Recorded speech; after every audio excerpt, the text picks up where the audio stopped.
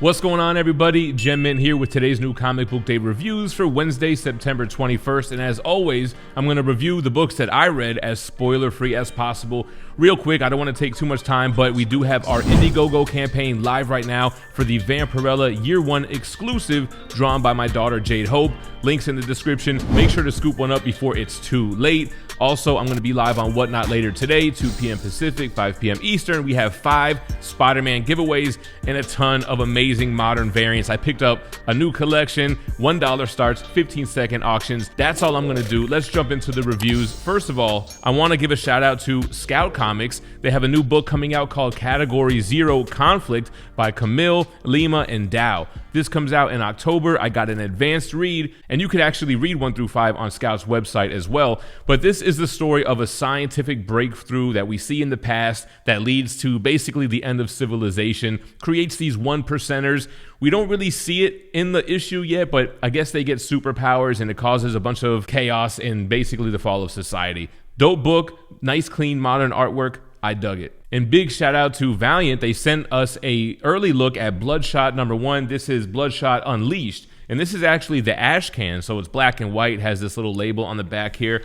They also sent this promo poster, super dope, and this little Bloodshot shot glass with the bullet going through it. So dope promo. I'm always down for some Bloodshot. This is by Camp, Davis Hunt, and Oatsmain Elhow. So Bloodshot is back. There's this new villain who was kind of genetically engineered, similar to Bloodshot, and they have this huge battle in this small town. It reminded me of like Modern Warfare. Awesome, huge, explosive type of action. Glad to see Bloodshot is back and that it will be continuing. I definitely want to follow it. And then from Dynamite, I read Lady Hell issue 2. I dug issue 1, so I'm going to continue to follow it. Now, Lady Hell was removed from her universe. She was the personification of death. So with her out of the picture, nobody could die on Earth. It's kind of one of those tropes. I feel like we've seen it in other forms of media before, but nobody can die. Now, Lady Death or Lady Hell comes back to her universe, but people are still not dying. It didn't self-correct, and we find out who's behind it all, and there's a big battle there as well. Amazing Lucio Perillo cover here. I'm digging Lady Hell, and that's all I got from Dynamite. Moving on to Marvel, we have Judgment Day Axe. This is issue 5, and it's by Kieran Gillen, Shati, and Garcia. And y'all, this event is kind of starting to grow on me a little bit. I don't want to give out spoilers to the event because even though it happened in last issue, it's going to kind of ruin it if you haven't been reading this. But basically, the Celestial is judging the Earth, and they've made their judgment, and it led to what happens in this issue, which is a touching, explosive, grand scale type of issue that I really dug, and I kind of like where it's going and looking forward to reading this in a collected edition. I didn't read the Avengers tie-in that came out this week, although I was tempted to, but I kind of like where they went at the end of the last issue, and seeing that aftermath unfold here was entertaining. Strange is here with issue 6. This is by Jed McKay, Lee Garbett, with Hava Tartaglia and VC's Corey Petit. So it's really a Wong issue, and I'm not mad at it. I'm on Team Wong. That doesn't really sound right, but I dug it. Something or someone has removed certain aspects from Wong's memory to let him know who was responsible for the death of Doctor Strange. So he is on this trek to try to figure out what's happening and stumbles upon a magic user who helps remove that block. She happens to be a certain X-Men character. I guess I'll leave that vague. And I really liked it. He's trekking around with this ghost dog, and it was just an entertaining, fun issue with serious undertones. We got X-Men Unlimited, X-Men Green issue 2, which I'm thinking is the finale, by Dugan, Lizo, and Rosenberg. I really liked issue 1. I know it's like this activist mutant, and she's nature girl, and she's killing humans. This is the finale of that, and I don't think issue 2 hit me as hard as issue 1. Like, I was on her side for issue 1 for the most part. Issue 2 is her being captured, Wolverine gets sent in, and her trial with the, why can't I think of the term? The Inner Circle, Professor X. I forget it. Her trial and sentencing here with a nice little twist at the end, but I don't know. I didn't really, like I said, like it as much as the first issue. Ram V is back with Carnage issue 6. He's joined by Antonio and Arsene Yeaga. The cover is freaking amazing. This is an awesome cover, and we've gone so far off the beaten path here into this cosmic Carnage tale where Carnage is now hunting down Malekith. He's trying to get Malekith's powers. He's already gotten the powers of Hydro Man and Spot. and he's got this little protege who wants to be his host. So what we have here is a human that's trying to be the host of the Carnage symbiote, and another human who is the host of Cletus Cassidy's essence. I'm getting a little bit lost there. Sometimes Rom-V can go really deep and really sci-fi with it, and that's where this one goes. I'm trying to hang on there, but it does have great artwork. It's kind of this big grand scheme kind of storytelling as well, similar to what Al Ewing is doing over on Venom. So if you're into that, you'll be into this. The last one that I read from Marvel was X-Terminators, issue 1. This is by Williams, Gomez, and Valenza. I guess what I'll say is if you don't like the She-Hulk show, you're probably not going to like this book, and it might not be for you. I thought it was fun. It's a girls' night out with Boom Boom, Jubilee, and Dazzler. Dazzler going through a breakup. You know, it's kind of like one of those type of issues. She wants to go on a girls' night out and get drunk and dance and have fun, and somebody interrupts that, and they have this kind of epic battle, I guess you can call it. I don't know. You'll know if it's for you based on that, I'd say. And then moving on to DC, we have what I thought was going to be my pick of the week, man, the Batman One Bad Day featuring Two-Face. So this one is written by Mariko Tamaki. She's joined by Javier Fernandez and Jordi Belair. It was really strong. I really liked Tom King's take on the Riddler one. I know not everybody was a fan of it. I love these kind of prestige format books that are not even Black Label, right? But kind of like a little trade paperback. I thought the art was great. I thought the storytelling was good, but I pegged who the culprit was right away. Right away, I knew where this story was going. It's about Two-Face. It's about his father turning 88 and celebrating his 88th birthday. And I like how it ties in with the Batman continuity that Two-Face, Harvey Dent, is reformed and he's working with the mayor of Gotham. But then it goes into a different direction, which I won't spoil. I really did dig it. I really am looking forward to collecting all of these, man. I think it's going to be a nice little set of this Batman One Bad Day. We're on to World's Finest, issue 7. This one is by Mark Waid, Moore, and Bonvillain. So Meet the Boy Thunder. This is a start of a new little arc, and this series or this run hasn't really been a self-contained run. It kind of does its own little thing. This one is somebody with a similar origin to Superman. Instead of coming from another planet that's being destroyed and sent by his scientist parents, it's that same thing but from an alternate reality that end up in our reality. I kind of dug it. Nice clean artwork, kind of a touching story on what happens when this kid tries to seek out his parents who literally just were obliterated from his home planet, sent him to our planet, meeting them, dealing with how his body reacts to our yellow sun. Interesting story. And then we are on the penultimate issue of Batman the Knight, issue 9 out of 10. Chip Zdarsky, D. Giomenencio, and Placencia. Did I say that one right? I don't think so. Love this series, man. It's definitely Batman Begins, but drawn out over these 10 issues. We have learned from all the masters. Now the final test is with the Al Ghuls. So Bruce Wayne and his counterpart Anton training with Ra's al Ghul, learning what's going on with the League of Shadows and what their whole plan is and how that's going to play out to Bruce Wayne becoming Batman. Bruce Wayne kind of having second thoughts on what his initial plan was here. Sounds like one of those things where the villain monologue is starting to make a lot of sense. But, issue 10 is the last issue coming out next, and I'm sure it's going to play out how you would think Batman is going to, or Bruce Wayne is going to become Batman and renounce the League of Shadows. At least that's what I'm thinking. And the last one from DC is Nightwing, issue 96 by Tom Taylor, Rendondo, and Lucas. This book continues to have beautiful artwork. This is the finale with Blockbuster, who really is like DC's kingpin now that you think about it. Don't want to spoil what happens here, but touching stuff between Barbara Gordon and Dick Grayson. I kind of like that. And yeah, I guess that's really all that happens, right? This finale, final fight. Don't really want to say what makes it a little bit more interesting as far as what happens during that fight, but you should definitely be reading this run. I think it's one of DC's best. Which brings us to the indies. So I read Barbaric, An Axe to Grind, issue 1 from Vault because issue 2 comes out today, but I couldn't get issue 2 early, so I can't review it. But Barbaric by Morrissey, Gooden, Duke, and Campbell is an amazing book. They had a 3-issue arc that already came out, then a one-shot. Now they're on this second arc. You should pick it up. You've got Owen the Barbarian with his axe that's sentient and actually drinks and gets drunk off blood when he's slaughtering people. In issue 1, he gets a taste of some monstrous green blood, which has different effects on him. It's a great book. Can't wait to pick up issue 2. Boom is here with Berserker issue 10. Keanu Reeves, Matt Kint, Ron Gardney, and Bill Crabtree. I love Berserker. It wasn't a pick of the week contender.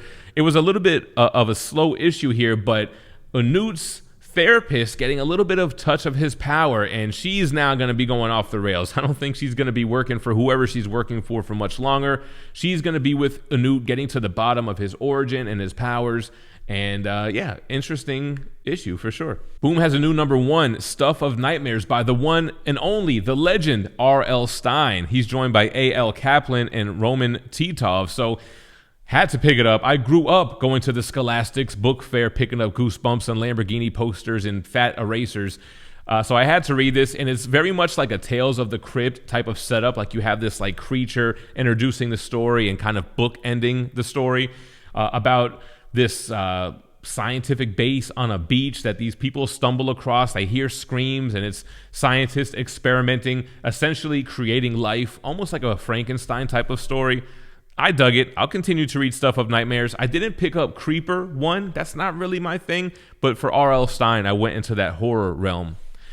And then on to Image. So, we have an Image pick of the week. But before we get to that, we're going to talk about Donny Cates and Ryan Stegman's new book, Vanish, issue number 1. They're joined by J.P. Mayer, Sonia Obach, and John J. Hill. So they really fleshed out this new universe here for Vanish. They gave you so much backstory to create this current world that we're in. This world where essentially superpowered beings come from and live like humans on this planet. This one character has been dealing with the death of his family for quite some time. He's kind of a drunk, depressed kind of guy. Great dialogue by Donny Cates. He really taps into like those types of issues, which will come up later in this video as well. His past comes back to haunt him, and it's kind of what you would expect now. You have this guy who has been depressed, been an alcoholic. Now he's using his powers, fighting against those people coming from that realm where he comes from, which again was very well fleshed out, man. I really dug issue number 1. I hope that Donny Cates and Ryan Stegman have a hit on their hands. Then we got Rogues Gallery, issue number 3. This is by Hannon Rose May and Justin Mason. You guys, I love this series. I gave issue 2 the pick of the week when it came out. Issue 1 established that there's this franchise that fans are not happy with. The actress, she seems to be coming off as unlikable, making moves that fans don't agree with, like the type of stuff that we see in real life. Issue 2 gave us her perspective, and it really makes you think like, oh, okay, it's not really all that it seems. Issue 3 is the conflict. It comes to a head when this group of fans breaks into her home. They're wanting to steal her comic book, which is like the holy grail first appearance of the character that she portrays. It's like a Red Sonja type of character. But obviously it doesn't go as planned. And towards the end of the issue, we figure out what their real plan was. At least some of them had kind of more sinister motives. Awesome issue. I'm digging this series, man. It hits close to home as far as us seeing what happens in real life with celebrities and fandom and how toxic it can be. Then we got Nita Hall's Nightmare Blog, issue number 8. I hate it when the covers don't have the creators on it. I'm reading these digitally. I liked this issue much more than the last. The last issue was setting off this new arc. So now we're in the new arc, and we're figuring out who's responsible for these homicides that Nita Hall is investigating. It's these creatures who are trying to figure out the secret to immortality. They're trying to dissect human bodies, drink blood, whatever they got to do. And these demons that are a part of this whole unholy act are a threat to Nita Hall, even to the point where her dead brother, who is, visits her and talks to her in ghost form, is kind of like, I think you should probably sit this one out and not take this case, which I guess makes her even more interested. So yeah, they kind of got me on board. They didn't hook me with last issue, but I'm kind of invested now. Another book from Chip Zdarsky, we have Public Domain, issue 4. Don't see who he's joined by. Did he draw this as well? He is also an artist. He does the art on sex criminals. Anyway, I really like Public Domain. It's another one that kind of hits close to home, right? We're fans of the comic book industry. So this is a book about a creator who doesn't get any of the money off of the rights of the movies. Think like Jim Starlin, right? Created Thanos, but doesn't get any of the money from the MCU movies. I think, a small check was cut one time, which happens in this run as well. In this one, we are after the settlement. There was an agreement, and what the creator ended up getting was the rights to continue to publish new comics simultaneously with the big evil corporation who's publishing them as well. So the big evil corporation thinks that they won, but you kind of get the feeling like he's going to create some epic shit and really blow up and get what he deserves. At least that's where I hope it's going. And then I love the banter with the kids. You have the guy on the cover who's kind of like that happy slacker type of brother, and the other brother is like the nerdy, does everything by the book, even though he's the one that caused all the trouble so far. I dig this series. All right, guys, Gunslinger Spawn is here with issue 12. I don't see who is the creators here. Anyway, it looks like Brett Booth and McFarlane. My favorite Spawn ongoing right now, Javi, the Gunslinger Spawn, his big final battle with this white something creature, some big type of beast. It's a big epic battle. Crazy ending on how Gunslinger handles his business, and I love how they have written this character for us to underestimate him, to think he's the weakest Spawn. And I like when they kind of give those glimmers of that might not be the case. He might be weak in some aspects but strong in others. I like how we're on issue 12 when it's kind of still coming full circle with the first arc with that boy whose father was doing deals with the evil angels and all that kind of stuff. So big, gory, epic slugfest that I was really into. Before we get into my pick of the week, guys, a quick shout out to Comic Tom and the Mystery Mail Call. Open enrollment is live for the October Mystery Mail Call. Not only will you receive comics at random, but you'll also receive a Something is Killing the Children issue 25 exclusive Comic Tom variant with art done by David Mack. In addition to that, you'll also receive one kids comic with an exclusive cover by Nate Made It. The box is $34.99 plus $10 priority shipping, and international customers have an opportunity to get a box through Whatnot. All right, guys, and the pick of the week. I think this is the first time ever that this title has gotten pick of the week, but I gave it to Ice Cream Man 32. W. Maxwell Prince with Martin Morazzo. This is an anthology series, and this one has to deal with a guy that's in rehab. He's an addict. He's battling his demons, literally and figuratively. We see him fighting for his family. He wants to be a father and a husband, but he's just struggling, and I feel like W. Maxwell Prince is just drawing from some very real place. The way he writes this character, dealing with addiction, trying to kick the habit, in this rehab center where people come and go and relapse. I just thought it was super touching, man. As I was reading this, I was like, holy shit, this is going to get pick of the week. But then I was thinking it was going to go to something like that Batman One Bad Day. But after reading all the books, I just felt like Ice Cream Man 32 was just the issue that hit me the hardest out of everything I read this week. Definitely enjoyed it. I need to pick up that Ice Cream Man hardcover and start catching up on all those first issues, because I only started jumping on after the 6-issue Ha-Ha series. But that's this week's comic books, guys. Let me know which ones were your favorites in the comments down below. Let me know what your pick of the week was. Appreciate you watching. Stay minty fresh. Peace. This video is brought to you by Ninja Funk. Help save the universe from bad music by picking up a copy from your local comic shop on November 2nd. Check out these amazing variant covers as well. We have 2 from Tyler Kirkham, one of them being a 1/25 ratio. Tony Fleece with the Stray Dogs 1/10, Kevin Eastman with a 1/100, and Boss Logic with the 1/250. Big shout out to JPG from That Spider-Man booth, Street Level Hero, and now Ninja Funk.